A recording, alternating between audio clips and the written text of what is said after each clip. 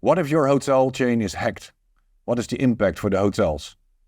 What if all your systems are offline? Anyone who wants to talk about this topic? My name is George Brul. Welcome to Never Check Out.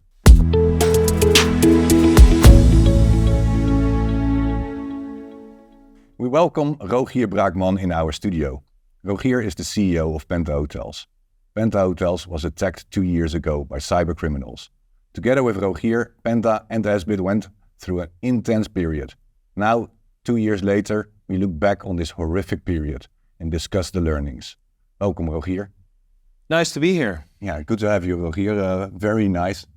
Big topic today. Absolutely. And I think a topic that needs to be discussed. And that's also the reason why I happily accepted your invitation. Yeah, there's a lot of noise, a lot of shame around this topic. Huh? Nobody ever likes to talk about it. I also have the feeling when you talk to people that obviously this is a very intrusive event. And it feels like, or I hear like, companies have the feeling of shame or like they did not prepare properly. But this is like a burglary in your own home, right? I mean, you can only set up so much. Yeah. But if this happens to you, I think we need to share learnings because there is no point to be ashamed. It's just bad luck if this happens to you. And obviously you can work on the levels of security, which we're going to discuss also during this meeting. But nevertheless, I think if companies are more open about it, we can at least learn from each other. And I think that's better than everyone is just staying silent and hoping that this will not happen again. True. So that's hence the reason why we are sitting here and having this conversation. Absolutely. Maybe setting the scene. You're the CEO of Penta. Yep. We know each other quite a long time. Yeah. I'm also the CEO of Esbit. Yeah. Esbit was actually involved in this issue. Yeah, no, for full disclosure, that's good to say and to mention. So we've gone quite a long time together, right? Yeah. When I started at Penta at the beginning of 2020, I reached out to you already and to Esbit to see like, hey, how can we see if we can improve our entire ecosystem when it comes to digital IT and also security. We already started on that journey, I think in mid-2020. Yep.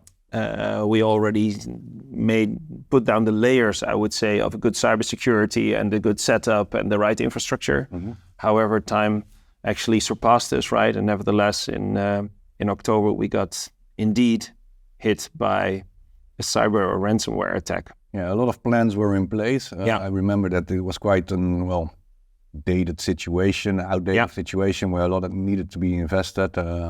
Obviously, it was COVID as well.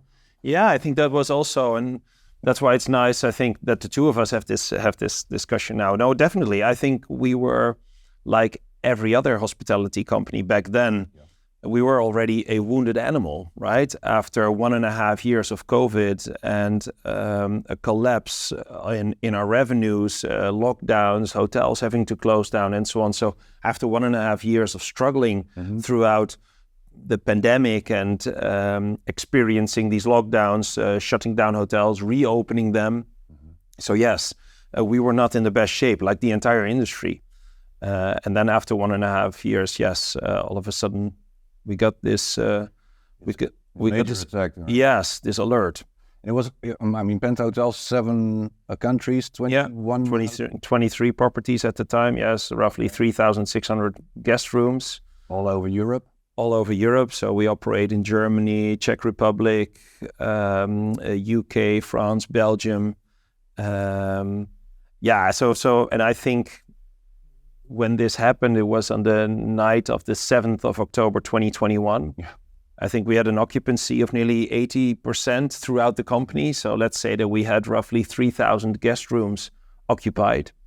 And then this happened. Yeah, amazing. I remember well. I came back from Spain that day. Yeah. And actually at, I think, 11 at night or so, I got the call on the 7th of October. Yeah. I think we spoke to each other early in the morning. Yeah. On the 8th. Traumatic date since for everyone involved in our company, but also for you, because I think it was... Yeah, but also in private. Private life as well. It was such a shock. It's a crime. Huh? Yeah. True. And I did not know, to be honest, I did not really know what it meant to have a cyber attack. I mean, it was something you would learn from, or you would hear, or you would read about in the news, right? That there was a ransomware attack in whatever company, A, B, or C. But what the real effects would be on a company, I felt like a dummy, to be honest, when I was told, like, hey, we're under attack. We have been breached. Yeah. I remember saying, like, what does this actually really mean? It was a nightmare coming true, basically, and all the things that we actually pinpointed before and discussed before were coming in full effect. Yeah. Because it was one big network for those 23 hotels. There was nothing in between, no filtering, nothing. So everything got struck all at once. True. I remember the calls were coming in because systems were automatically blocking by monitoring software. Yeah. Because there was a ransomware, so blue screens all over the place in all those hotels. True, with an invitation, right, to contact the hackers. Contact the hackers. That we're happy to give you back access to your systems, but then you need to contact us. Yes. No, but it felt like a bad movie, really. Yeah. And like I said, it's something that you hear about and that you can try to imagine. It's like living next to a river, right? Where you have to make your preparations in case of a river would actually flood. And that you say, well, probably that will or that might happen one day. But nevertheless, if you've never experienced it, then you don't really know what to expect. Right. But once you're in it, like I said, it was, I think if we look back now and discuss it with the people that were involved within our company, but also the way we've been working together, because I think if I remember well, this was for you also from your SBIT, in your SBIT professional career, also the first time that this was really on happening. this scale, absolutely. On this scale? Yes. Yeah, I mean, like I said, that's why it's still a horrific date for us. I mean, every year since this started, we have the Cyber Week that we really focus on this. Our COO, Andrew, he had his wedding anniversary that weekend because it happened on a Thursday night, right? And we'll talk about it a little bit more in depth, but sure. I think it's also for us to actually have this trip down memory lane. He was having his wedding anniversary and he booked a nice hotel somewhere in Scotland with his wife. That weekend didn't work out. Didn't work out the way he had planned. So yeah, he had to do a rain check on that. But no, just to give people who haven't experienced this the kind of feeling, it's really like you feel frozen from any kind of backbone that you can always rely on, right, on your systems, or that nothing is there. And it was just literally working around the clock to say, like, okay, what are we going to do now? So none of our systems functioned anymore. Absolutely nothing, right? Nothing. So the point of sale terminals, the computer, cash registers, everything. PMS at the reception, door locks, right? Access to the... So nothing really functioned. So it was, but also our Microsoft Teams, everything, literally everything was basically compromised. Yeah. And I remember you telling me, like, we can't use anything anymore that we were able to use. And the biggest problem is you can't trust anything, right? No. You can't rely on anything. And that's basically the biggest learning as well. You can't, at that stage, you can't trust anything. No.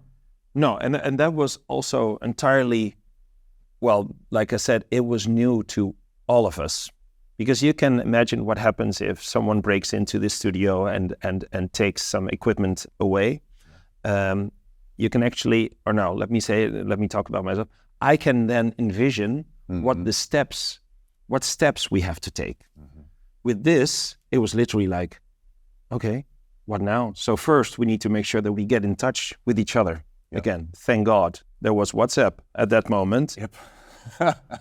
And a big ass WhatsApp group as well. Yeah, it was like literally. So what can we still use? But if you can't use any of that anymore, yeah, I think we were all just.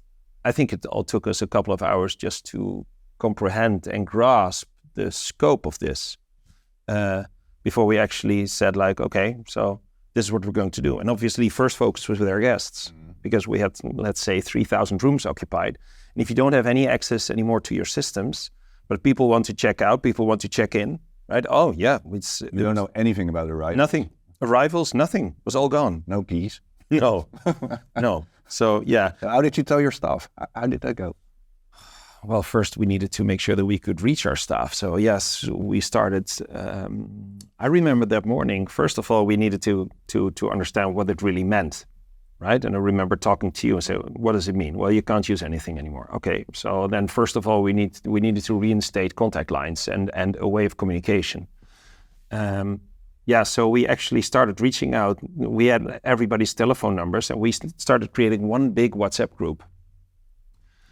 I do not recall if we could how our first meetings went. I think the first thing we did was creating WhatsApp groups, right? And making sure that we reached out to every single one in the hotels and said, let's first make sure that your guests can leave. That was the most important. And say, okay, we'll deal with this later on. But first of all, we wanted to make sure that guests and employees were safe. So I think that was the first thing we did. To make sure that everyone could leave. And we would say, like, we would deal with checkout later on, because we were still having, I think you already checked what kind of backups we could still use and so on. Sure. We did not really know what devices were infected, because I think only 2 days later we figured out how actually these hackers had given themselves access to our systems. Yep. Because we did not know how many of the devices that we've been using were compromised. Yeah, it's another topic, but yes, I mean, at first we had to find out what happened. Absolutely, and just do first things first. So right. There was the well-being of our guests and of our employees, and just shut everything off, right? I think that was the first instruction. You need to shut off all your systems, all your machines. We cannot use anything until further notice. So yes. All GMs were just in, I think, in a crisis mode, saying, okay, first we need to understand what we need to do, because guests were leaving. These people were in-house, but in the afternoon, new guests would arrive, and key systems would not function.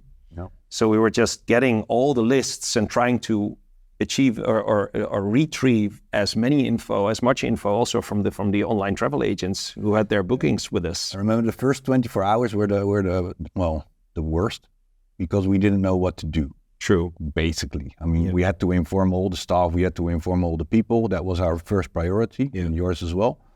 Then obviously it's a crime scene. Yeah. So you need to investigate like a crime scene, which means don't touch anything. No. Leave it as it is and get the professionals in. Yeah. That's what we did. So they came in, I think, on the 8th already. Yeah, on the 8th already, virtually.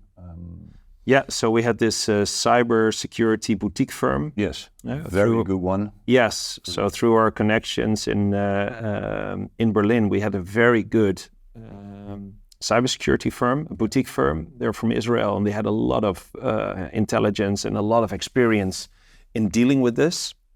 They were amazing. Yeah, but absolutely. You need a team like that. Normally, you have your cyber insurance in place. Yeah. Then you can call these guys either from this company or another company. Normally, it's appointed by your cybersecurity insurance. Yeah. And then they start working and start doing research on what happened. Yeah. So they made clear quite early what happened and how they got in. Yeah. True. And also the horrific news that they were in for around 4 months already. Yeah. So what I got explained, also again, Cyber for Dummies, is that if you have so he explained to me, Omri was his name. Omri explained to me how our security had been, how you could actually define the way our security was built on. And he said, your security system was like an egg, a very strong egg with a hard shell. So the shell was very strong by itself, but if somewhere in the shell there's a weakness, right? Something could go in, and then afterwards they could actually roam freely. So once one back door in the shell was found, afterwards these attackers had endless access to data.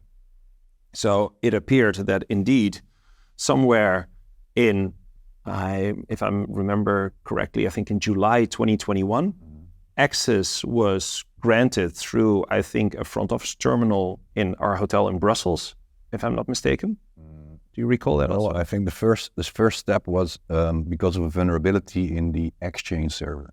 Yeah, but I thought that the access was actually via a terminal that had been open. Could be, doesn't matter. But nevertheless, they got access through an exchange somewhere, a hiccup in the exchange. Yeah. And then afterwards, they have got access basically to most of our working terminals for a couple of months. Yeah, so what they first did was basically install agents and stuff everywhere in the network, on every hotel, every employee, every laptop, every server. They had access everywhere.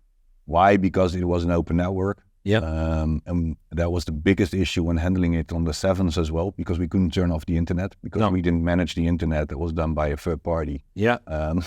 In Mainz. Yeah, and it took them 24 hours, I think, to shut down the internet. Yeah. And then obviously when it was shut down, you have 7 countries that you can't reach. No. So that was another issue. Yeah. So I remember that the guest internet was still functional. So that was something the employees could at least use. Yeah. And first step, of course, was to get in laptops. Yeah. So I remember that we gave the order basically to all the GMs, like, okay, go out, find a laptop somewhere. Go to MediaMarkt, go to Saturn, go to your biggest department stores, and go buy yourself new equipment, so that we could actually use the internet and then start setting up basically like a Band-Aid kind of solution. Yeah. That's actually what happened. So the first thing was like, let's make sure that everybody can just not check out. Back then it was really never check out. Never check out. That they could leave the hotels, and that we could somehow already retrieve some information on who was coming in. Yeah. So step 1 was buy new hardware locally, because everything was infected and compromised and we could not touch anything. In the meantime, parallel, this cybersecurity boutique firm was actually getting access to and basically doing some kind of counterattack and see what kind of data was actually stolen. Yeah, so we turned back on at the moment. We turned that back on internet. Yeah. We said nobody can access the internet through the office network. No, they could use the guest network. That was basically also an issue. If you have like how many employees? We had, I think, roughly 1,000. Right, and of course they're working in shift, and people were coming in, turning on computers, and we got an alert like, oh, somebody turned on a computer again. We're like, oh no, quickly call them, have them shut off, because we didn't have local firewalls, so we couldn't manage anything. No, we were basically in the process of, we had already created this infrastructure where we wanted to be, right? But it was work in progress. And like I said, it's just, they came in a little bit too soon. We were just not ready yet.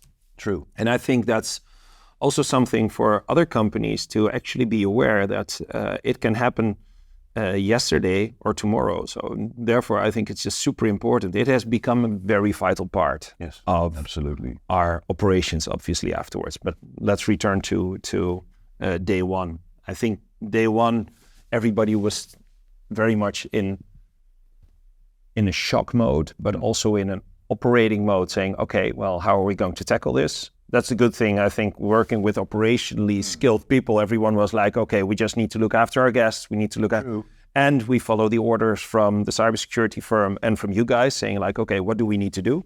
The teamwork was amazing. That's something I can remember quite well. It was amazing. Yeah. And working together between the companies and actually working to solve the problem and making sure everybody was all right. I remember those meetings as well when we got those laptops back in and we could do the Teams meetings on a daily basis to inform the team, the GMs of all the hotels. It was really touching, basically. How? Oh no, it was, and that's. I think that's so. Day 1 was like shock day and getting everything in, and we basically follow the instructions. Like okay, this is obviously not our scope, or this is absolutely we're not in our comfort zone at all. True. We've been working around the clock that Friday. I remember.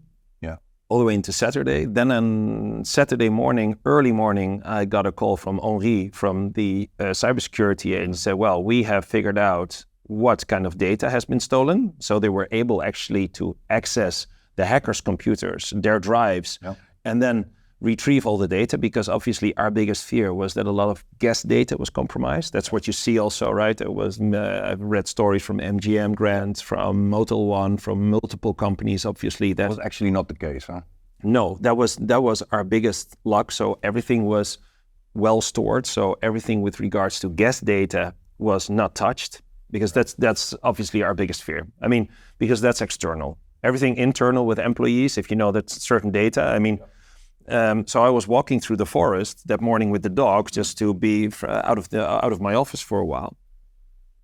And they called me and said, like, Rogier, it's not looking good, because there's quite some data that we have found that can be compromising with regards to pictures, with regards to, for instance, the passports of my kids were even in there, because when you work in Germany, right, it's just so we have also from HR a lot of data and so on. But I was less concerned about this, because, as I said, that's all internal. That's something you can deal with your own employees, and that we can box off. Hey, sure, we've got some data that has been breached. We inform everyone. That is something that I can control. But from a guest that has been staying, credit cards and so on, that's what you see in every single company, right? If you read about ransomware attacks. So that was a good thing, but he said, there is some data that is actually that we might find compromising. So we actually got a long list with, I think, thousands of documents. So these attackers have been going through every single, in those 4 months, they've been compiling as much as they would say, leveraging documents that they could leverage against us. And said like, hey, here, this is what we've got in order to, make us as vulnerable as possible. So it was... I could only advise, if this happens to you, then just make sure that you've got the right cybersecurity agencies that can actually help you, and that know the drill. So that was on Saturday morning, and then they said, okay, we're going to get the data over to you so that you can start assessing it. So we already made a small team of people say like, okay, everything you just like your forensics with regards to, hey, how compromising is this actually? Are these data actually? And then we were still we were really fired up and say, hey, we're going to make sure that everything is going back. But we had hardly slept, you neither, right? For I think 36 hours. Days, it was a nightmare. But the worst thing, I think, so we're now on Saturday mornings. We worked flat out during the Saturday, and then that Saturday evening, we had dinner at home, and I said, I need to get some distraction from being, all of us were just working around the clock, also in the hotels.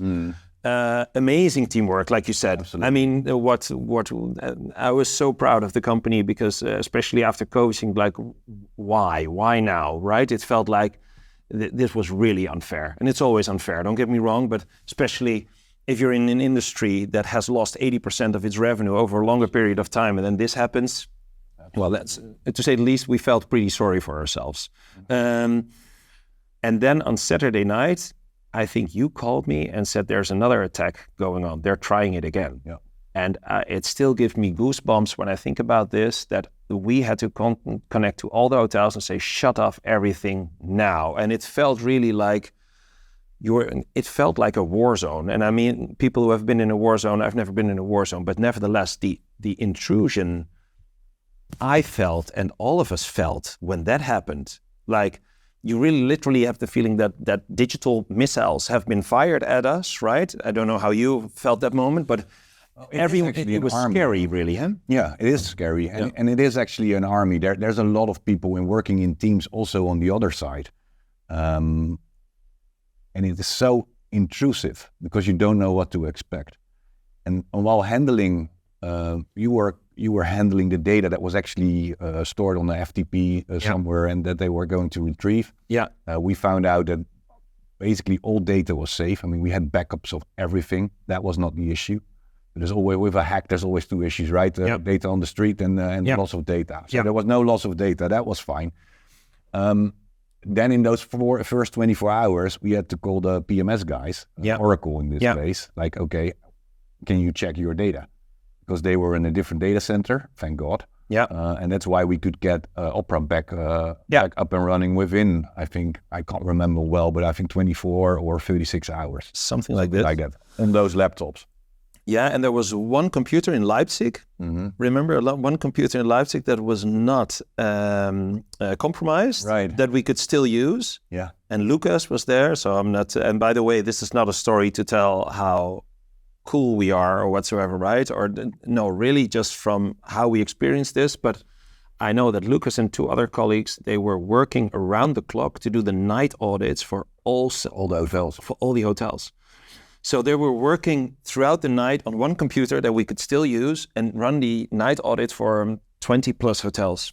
And they were just emailing this. I don't even know how they did this, but that's true. It was actually before they got the laptops in. Yeah, because the laptops came later, I remember. Together with a team in headquarters, because it was sort of base camp. Yeah, they were actually getting the reports out, sending the reports through WhatsApp to the GMs, which guests to expect. And that's how they worked for at least 2 or 3 days. Yeah, 2 or 3 days. It was working around the clock, and it was. We had those calls. I remember all the general managers were there, and we were like, okay, so from that perspective, from a team effort perspective, and that's why I say I can still feel the goosebumps, because it's a very traumatizing experience, right? Absolutely.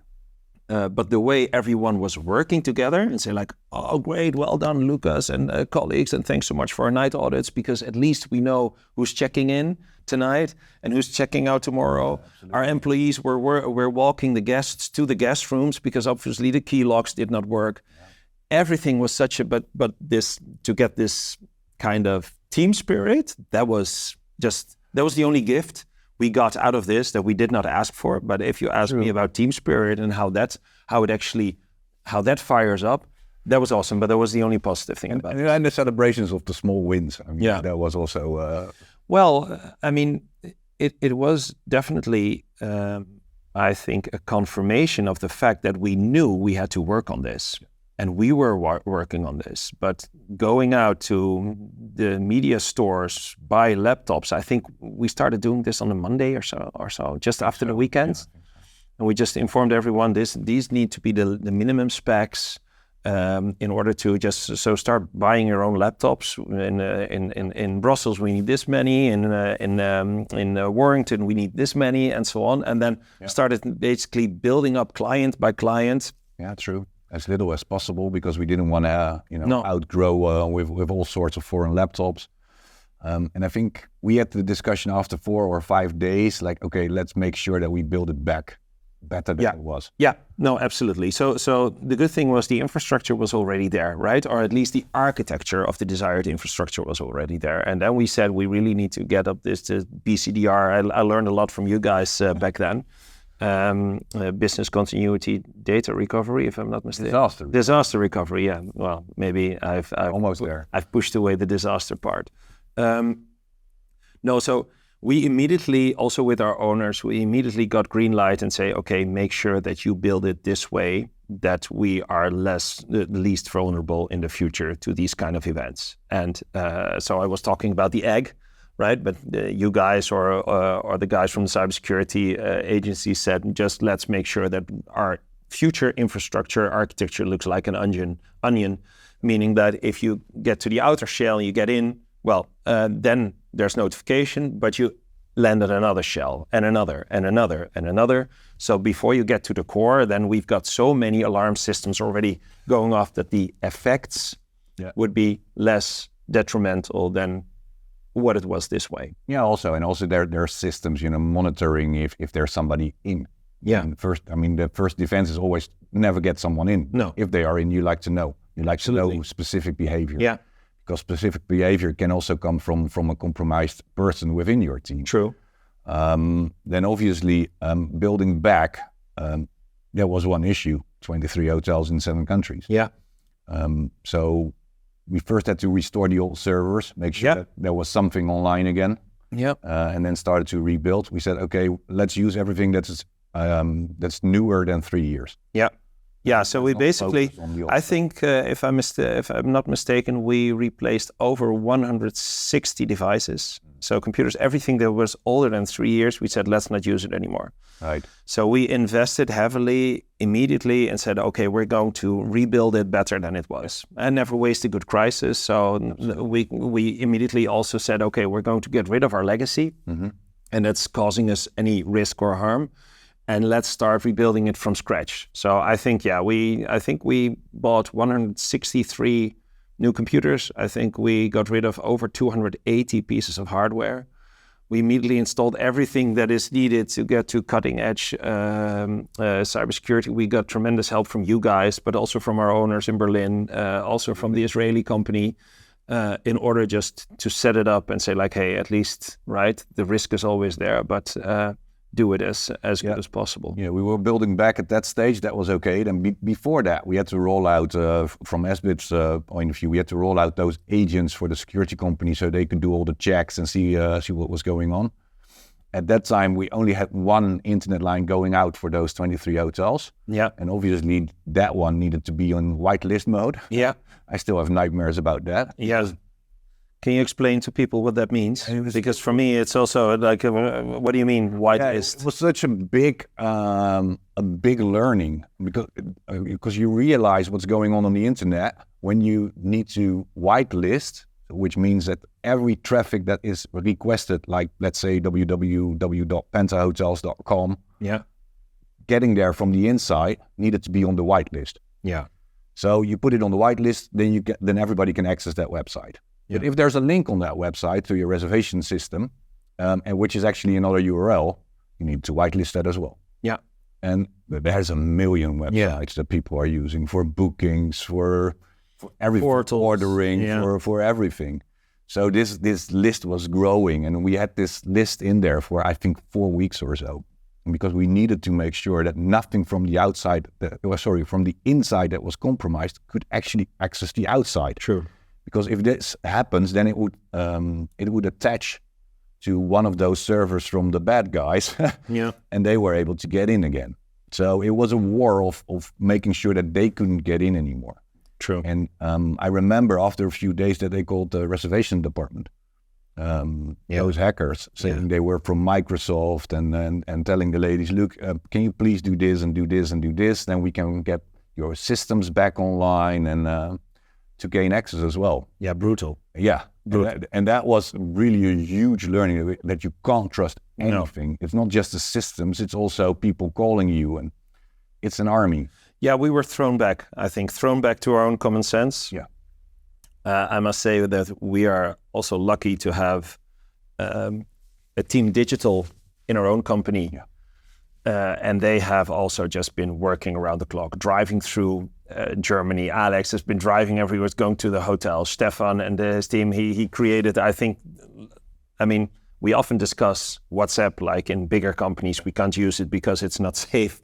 Well, I don't have any opinion about this, but setting up these groups, we really, and what I really liked about Stefan was all of a sudden he came up and he's our head of digital, and he turned WhatsApp messages into true art. That was really cool. Absolutely. So all the different, because obviously all the instructions had to come through WhatsApp in the beginning. I often get lost in WhatsApp conversations, right? Oh, did you send the document to me via WhatsApp or via Teams or via mail or iMessage or whatever tools there are? True. So WhatsApp was our sole communication channel in the beginning. So what he did is, with all these instructions that we had to follow, well, if you put this you can imagine in a plain WhatsApp text, then you just get lost. But he used all these little symbols and things and cartoons in there and italic and strike through and bold. I mean, I've learned so much about this, and that was actually also the take on towards our toolkit that he created with his team, right? The Road to Recovery toolkit, we called it. It looks like Pac-Man from the 80s, in order just to understand, like, if you have to go back to basics, then things are not that flashy. And every week he came up with a new kind of status in a one-pager, which looked like Atari or one of these old video games, and putting in all these important aspects, because I can say that we're all still dummies when it comes to cyber, when it comes to, I mean, we're here to actually give guests a good time in our hotels, right? Absolutely. What does 2FA mean? Two-factor authentication. What does DATO do, or RMM, or BCDR, or all the different topics, spyware, everything that we actually gave our employees was, I just said, like, this can always happen again, for sure. But we just need to make sure the impact is not a fraction of what it used to be. And in order to do so, we just need to reskill, upskill our employees. And cybersecurity since then has been, I mean, it's always on the top. When we talk about our budgets with our owners, I think it has become such an important part of our business. I don't want it to be, but it's just, you can't afford the risk. Right. Because the money it costs is just incredible. Absolutely. And the biggest issue is, I mean, you can solve a lot with technology, but the biggest risk is basically between your chair and the desk. Absolutely. And that's the person sitting behind the computer. Yeah, it's the humans. It's phishing campaigns that we keep on doing. I think we've become, I would not say a little paranoid, but sometimes yes, with every message that I get, whether it's from a bank, whether it's from wherever, I always check the URLs, because it's, and we throw phishing mails to our employees so often, and then I just get mad if people, yes, but it's just, I put it on LinkedIn also a couple of weeks ago. Every week I get messages, hey Rogier, I heard you authorized a $30,000 euro payment. I really we need to be on top of our game. Everybody needs to be so diligent and vigilant 24/7 in order to get this done. Yeah. And I think also what we learned is the complexity of all the systems that are in a hotel. And the dependency we have. Dependencies and how it could be built back easier. Yeah. And better. True. And more simple. Like Lego blocks. Yeah. Because in the end, I mean, yes, of course, it was such a nightmare. Yeah. But we also improved the network really fast. I mean, we rolled out 2FA in the first few days, and there was a lot of improvement. Yeah, and also like simple things like password managers, right? That you have to just change your password every now and then. And personally, I always, as a user, I hate it, because there's only so many passwords that people can come up with, right? We're quite silly from that perspective. Most of us are. Now you need a password safe.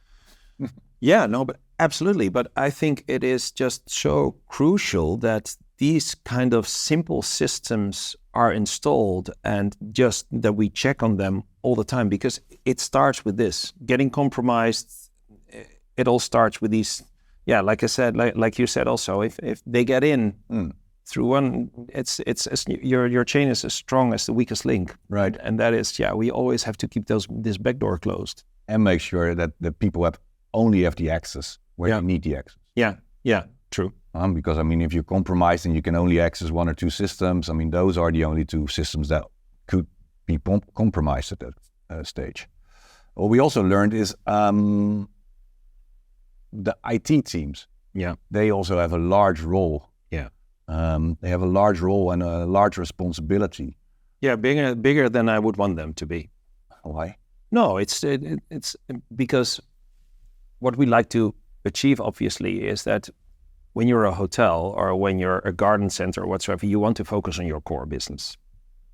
Business nowadays is becoming more and more complex. There's more complexity. And that's why I'm saying, like, I fully understand and support the importance of it, but there's going so much attention nowadays, and everybody who runs a business, right, whether it was 15 years ago in Holland, you had Legionella all of a sudden, and you need your hot and cold water cords.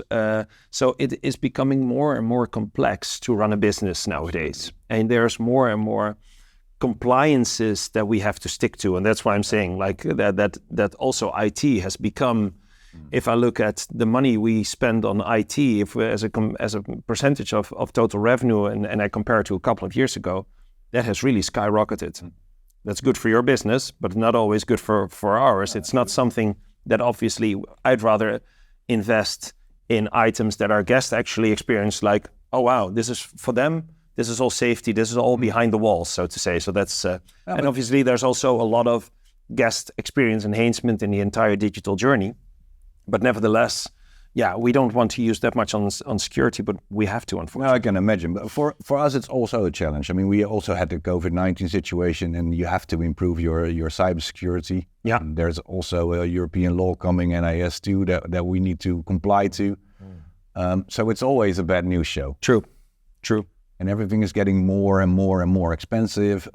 True. Security people are... But preventing is still cheaper than curing. Yeah. So that's, I mean, this has cost so much money to the company, obviously, with, we could not book. Our booking systems were down for, I think, 6-7 days, if I'm not mistaken.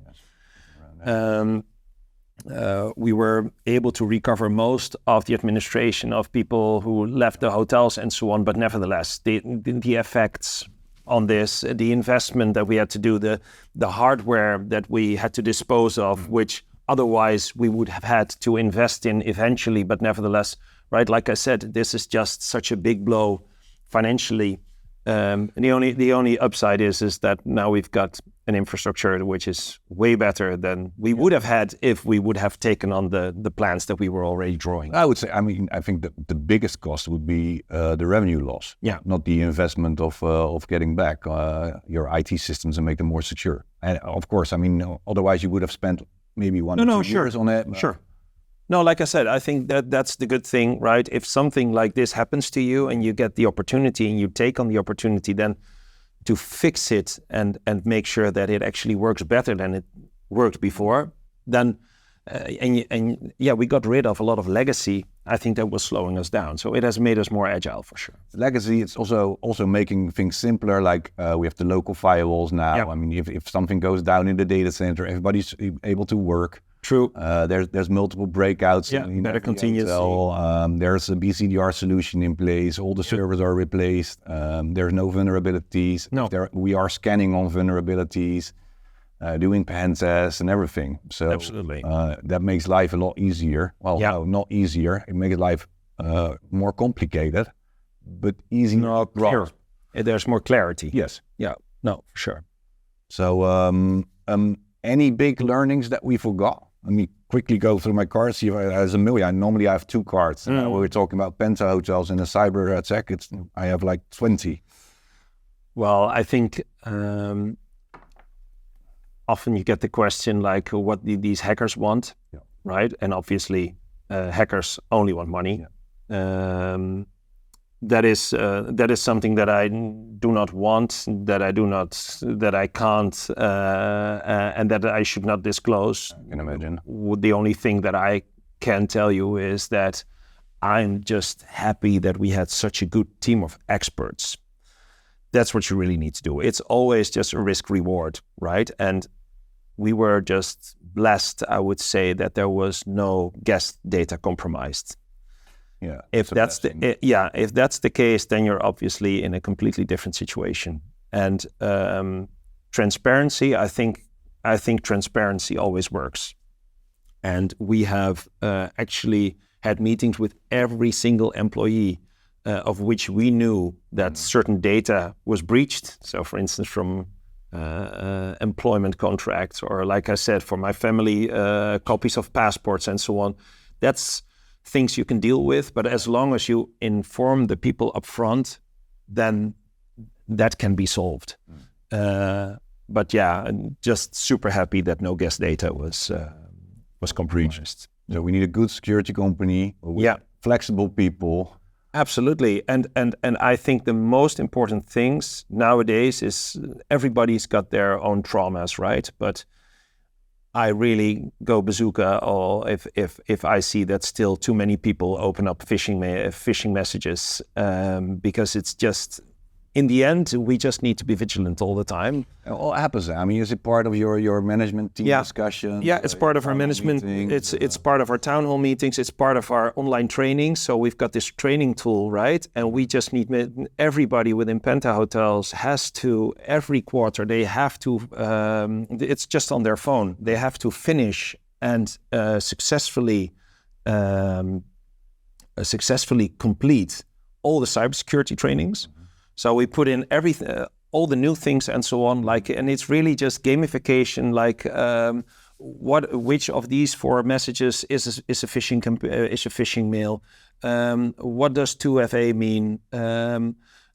Why is password? So everything. So basically, our team digital and external experts they keep on actually reskilling, upskilling our team to make sure that we understand what's going on there. Yeah, and obviously it's I think with everyone who has experienced an attack like this, yeah, we all become a little bit paranoid. I think so, yeah. And I think you can't be too paranoid when it comes to requests that you get from people, whether it's with payments, whether it's with passwords, whether it's with, we just need constant updating on this. We know each other quite long, and for me it makes so much sense to have this discussion on C-level. Yeah. And for SBIT, that's the biggest challenge. Yeah. To have C-level involved, make sure that it's on top of the agenda. Yeah. That is as important as Legionella and all those other threats that we have in the world. Yeah. But it's not the fun thing. It doesn't, and that's obviously why I think it is so, I wouldn't say difficult, but to put this on your agenda all the time, because we see that the chances that this happens to you might not be that high. The actual, but not everybody, not every company can get hacked at the same time, right? I mean, that's what I'm. So if you look at it from a global scale, the percentage of companies that then it still doesn't happen to everyone all the time, but the effects can be so detrimental that it's So there, you have to take on the risk reward again. Absolutely. Okay, well, I think we wrap up. Good. Everything is said. Yeah. And done. Yeah. I'm always available. I think. No, same for me. And it's I truly hope that by exchanging this and showing how much it has affected us as a company, but also personally, like I said, and that's I think that's why we wanted to have this conversation the first time, right?